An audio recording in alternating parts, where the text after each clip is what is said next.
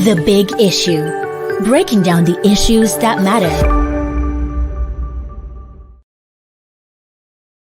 Everyone, welcome to Leadership Podcast. It's another edition of The Big Issue.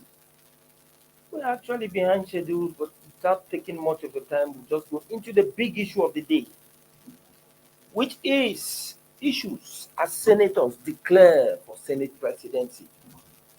As usual, I'm your regular host, George Agba, and with me here in the studio is our very vibrant in-house analyst, Sunday Sua. It's nice to be there. Well, the ongoing lobby for principal offices of the National Assembly has intensified with key actors like the Chief Whip of the Senate, Orji Uzor Kalu, and Senator Jibrin Barau, signifying interest in becoming president of Nigeria's 10th Senate. Specifically, Kalu, a former governor of Abia State, said the position should be zoned to the southeast by the APC. Adding to that, Kalu said it was his turn. Well, the Senate Chief Whip is adopting the mantra of the president-elect Bola Ahmed Tinubu. So what Tinubu did in the build-up to the 2023 general election, when he categorically stated that it was his turn. How did they put that? Kalu is actually saying the same thing here. And according to him, in his words, he said, I would like the party to zone it to my zone, to my village in Igbere, because the president-elect needs people of high character to turn around the economy and work for the masses and make laws that will enable him turn around the economy. This is because I am an economic person, an entrepreneur. The former Abia governor said he was the most qualified senator for the position based on the Senate rules, as well as his pedigree. He said the Senate has rules. Let me be honest with you. If we practice true democracy, I should not be in contest with anybody. Because apart from the Senate president, deputy Senate president, the Senate leader, I am the next ranking member in the Senate, going by the position I occupy today in the 10th Senate. On his part, Senator Jibrin Barau from Kano State is saying that he's the most experienced. Well, most qualified, most experienced. Well, Barau, who is representing Kano North Senatorial District, said that with the array of candidates who had indicated interest for the position, he was the most competent. I want to tell you that I intend to seek to be the 10th Senate President of the Federal Republic of Nigeria. And his reasons for that, he said it does not work on sentiment. It works on the ability to do the job. It is the tradition all over the world. It is there in our rules, and this rule is a product of our constitution. Well, Senator Barau is the Senate Committee Chairman on Appropriation. That's the only committee that has a budget from the national budget. Okay. Well, it's why we are beginning to see a situation where, just as we would have said, we have come out from a general election that many feared that would have torn the country apart. We will soon enter another contest. This time around, a contest that is just limited to the ruling class. But in as much as it's limited to the ruling class, it's not going to be easy, because that threatens the foundation of the governing party and even the institution called the National Assembly. like the third arm of the government. But in all this, we are seeing senators coming out to lay claims to the Senate presidency, and some of them basing their claims on competence, qualification. What is the basis? What are the credentials given a senator the quality to be elected to the position of Senate president? Well, Competence, qualification. based on the Senate standing rule, once you are a senator that have been elected twice, in fact, if you have been in the House of Representatives either once, or you have been in the state houses of assembly, or you have been a councillor, if you are elected senator, it means that you are a ranking senator. So you are qualified, eminently qualified to vie for the office of the Senate president. But if you are a former governor or a former minister or a former director and you have not win any legislative seat, either in the local government, in the state house of assembly, or at the national assembly, then you are not qualified to contest for the office of the Senate president, except that standing rule is reviewed. And so, most of these people that are talking that they want to be Senate president, they are qualified. In their own right, they are qualified. But we also see some former governors who have not even been in the legislative arm trying to contest the office of the Senate president. So we are waiting to see the kind of magic that will happen, because when Senator Akpabio came to the National Assembly, he has never been in any legislative arm of the government. But for coming into the Senate, he made his way to become a minority leader. And that's a principal officer. So he is not even supposed to have that office of principal officer, because the office of principal officer or presiding officer, they are meant for ranking lawmakers. Yes, and that ranking is if you have returned or you have any legislative experience. And so from Orji Uzor Kalu, from Barau Jibrin, from Akpabio to Sani Musa, to a lot of them that are already dangling to occupy that seat. They are qualified. But sometimes it's not just about the qualification, your ability to convince your colleague, your ability, because this is a time for fresh campaign.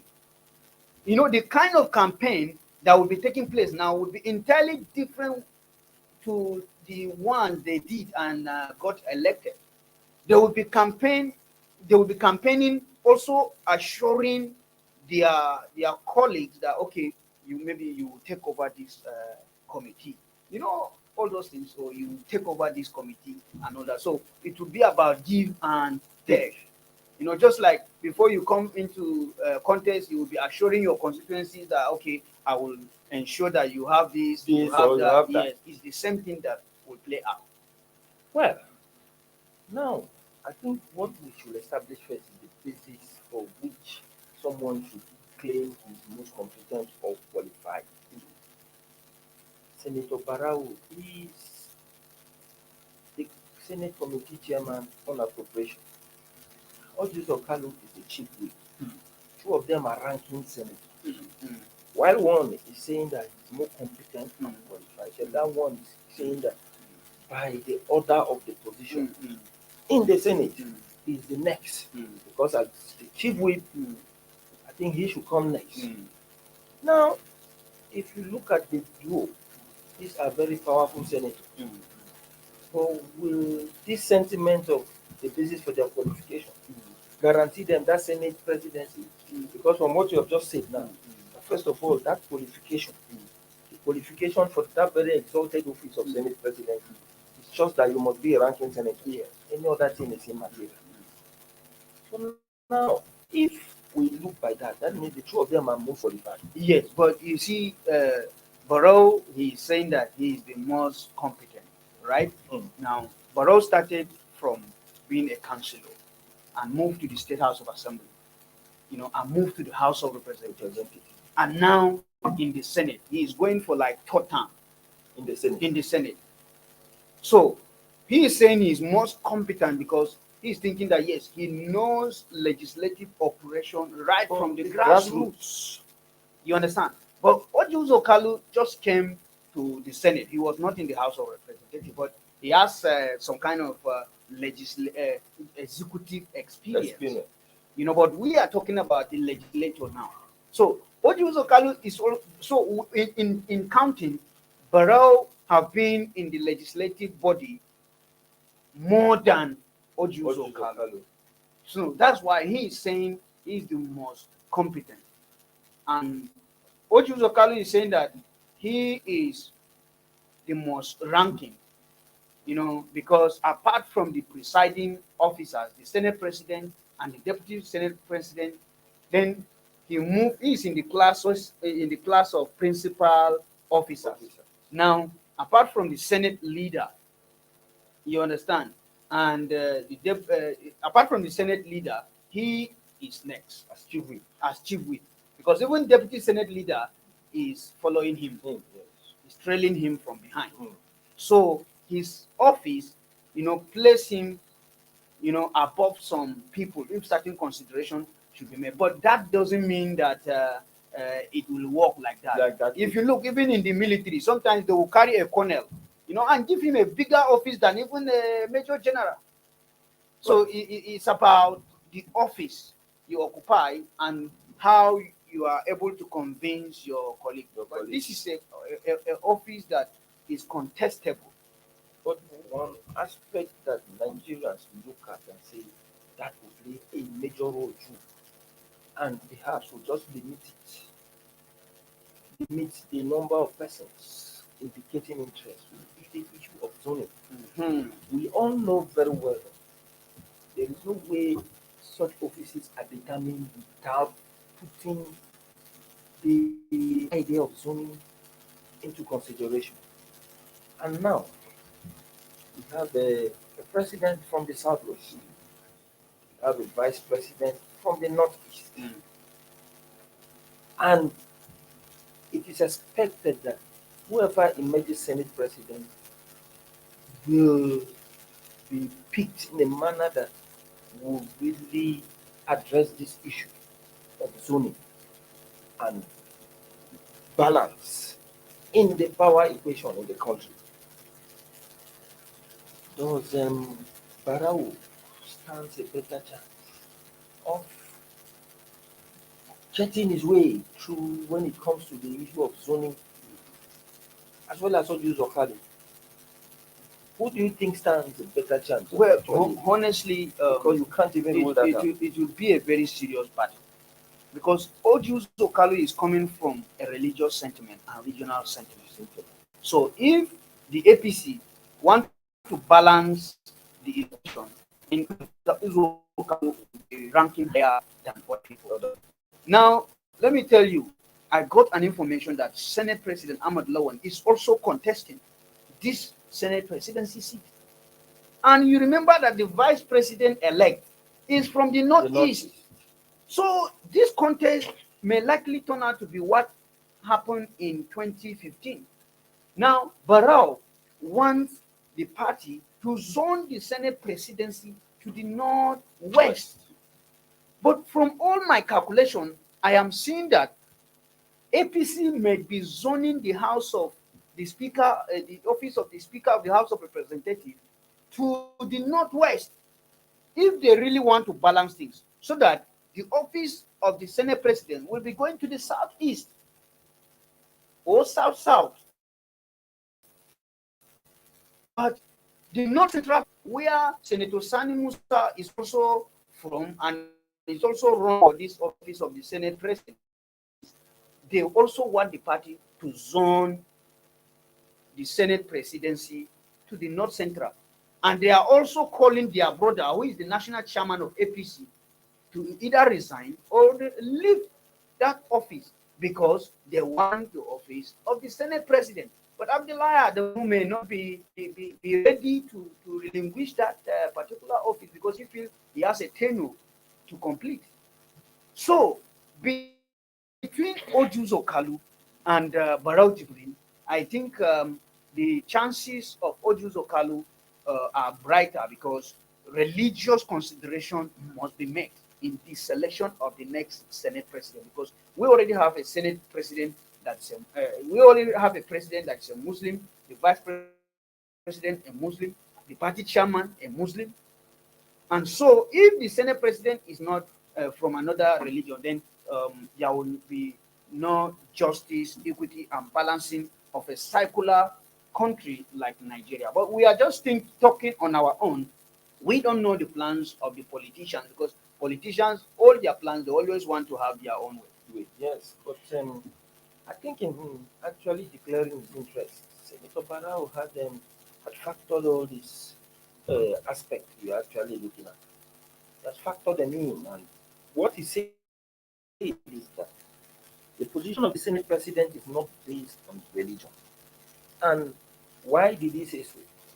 He said, you remember there was a time the Senate President David Mark and his deputy Senator Ike Madu were all Christians. And then listen to him again. At that same time in the House of Representatives, Patricia Ede was the Speaker. This is because they were the most experienced at the time. That is the tradition. Do we now relegate competence to the background? It is not possible. If you are talking about sentiment, Northwest deserves the Senate presidency. Bringing religion sentiment won't fly. So now, we can now begin to look at a situation where if we bring that particular period where David Mark, his deputy Ekwere Madu, and then even the Speaker in the House of Representatives were all Christians, I think the issue of religion might not really play out. No, but the vice president was not a Christian. Okay, yes, the president was a Christian. During Yaradua was a Muslim as a president, and David Mark was there with Ekwere Madu. So you won't just be talking about the legislative arm without considering the executive arm. Yes. So all those considerations are made. If I remember now when Saraki emerged, I remember Yakubu Dogara also emerged. You know, Saraki was from the northwest, Dogara was from the northeast. Saraki is a Muslim, Dogara is a Christian. So there is no way these positions will be taken without the consideration of all these sentiments here and there. There must be consideration for that. And if Barrow is saying this, and I think it is even the time that we will have that kind of Senate presidency where the major principal officer, Senate President, Deputy Senate President, Speaker, they are all Christians. Why is it so? Because in the executive arm, the president, the vice president are all Muslims. And the party chairman. The party chairman, they are all Muslims. So if they are deciding an issue, you know, there will not be balancing. Many people, in fact, they will be losing from perspective. So you will see that they will not be carrying people along because they won't have the views of other people. You know, one good thing about life is that if you want to get the best of things done, then you should have a plural idea. Yes. You know, but if the ideas are coming from one sentiment, you won't get the best out of it. And at the end of the day, now what we are saying here, we cannot consider, because where I think, although he did not really state it, but where Kalu is coming from is the fact that he is from the south, and especially the southeast that is considered to be marginalized. And if you want to talk about the region where these key positions should be zoned to, then the south might have it tough. Because despite the fact that the president-elect is a Muslim, he is from the south, southwest for that matter. So the issue of saying that a southerner must be the president might not even work out. Well, you are dividing it between the north and the south. No. Nigeria, either we like it or not, this issue of North versus South is actually waning. We are talking about geopolitical zone. And talk about that character. The federal character didn't talk about North versus South. It talked about geopolitical zones and religion. That's what the federal character talks about. So, if we want to carry people along, then we should do it based on geopolitical zones. Because if you are doing it North versus South, then at the end of the day, a day will come that all the offices will be occupied by northern people. Yes, yes, because a president may come from north, and a vice president may come from the north, the senate president may come from the northwest, and the speaker, will even be coming from the same region. And it's all So yes, since you are talking about competence, competence. so in this kind of things, will you be happy? Other people will not be happy. Well, you spoke about another big player in terms of that Senate presidency seat. And we have a former governor of Akwa Ibom State, Godswill Akpabio, who at the end of the day, you said, staged a major upset by coming to get the Senate minority whip without even being a ranking officer. Yeah. With such an actor in the Senate race, do Orji Uzor Kalu and Barau would think that they stand a better chance, because this time around, Akpabio is not even coming as a novice. Yes. He's coming now as a ranking senator. Yes. But when he was not a ranking senator, he was able to grab the minority whip position. So what do you look at? What do you see the likes of Akpabio now into the race? Wow. That is why I said this race will be a tough one. And as it happens in 2015, somebody from somewhere can easily snatch the office of the Senate president based on agreement. You understand? Because if any strong candidate in the APC, look for another strong vice deputy Senate running mate in the opposition political party, they will have a soft sell. Because if that opposition lawmaker can be able to rally the opposition lawmakers to himself, definitely they will win. They will win because these people will be dividing their vote. And it's exactly what will happen from all these players. At of them said earlier, the president and coming from the northeast where Kashim Shettima is also the vice president elect. So we will have an interesting scenario to see before the swearing in of the 10th assembly in June. Yes, finally, before we round up quickly, in the House of Representatives, we are seeing the current deputy speaker coming out to say that he's the most qualified, being the second ranking officer of the Senate. What do you think about Barau's chances and the House of Reps? The way it is now in the Senate, if the equation goes to the fact that a Southerner is met the Senate president, what happens to the House of Representatives? Of the likes of Wasi stand a chance of making it? Yes. You see, the problem is that the problem would be from this zoning issue. That's where it will play out. Yes, because if the national chairman of APC is from North Central. Yes, if the office of the Senate president is zoned to North Central or zoned to Northwest, definitely Wase will lose out because the office of the speaker may likely be zoned to the east or to the south. Yes, and so in that manner, well, that is why the party don't want to speak concerning their zoning arrangement. But anyhow it goes, politicians are ready and they are scheming. They will want to ensure that they get what they want. Well, the die is cast, and of course, intense lobby has commenced for key principal positions of the National Assembly, especially the Senate presidency and the Speaker of the House of representative, it is a very, very interesting episode in the country's political history as the federal lawmakers begin the bid to choose their principal officer. Well, as it is, Nigerians are watching, we are all watching, and of course, it's an unfolding event. As time goes on, we'll begin to see how it plays out. This is where we draw the curtain for today's edition of The Big Issue. I'd like to thank our viewers for keeping tab with us. And of course, our in-house analyst Sunday Suwa for addressing the big issue. Join us same time tomorrow for another edition of this program. Have a wonderful day.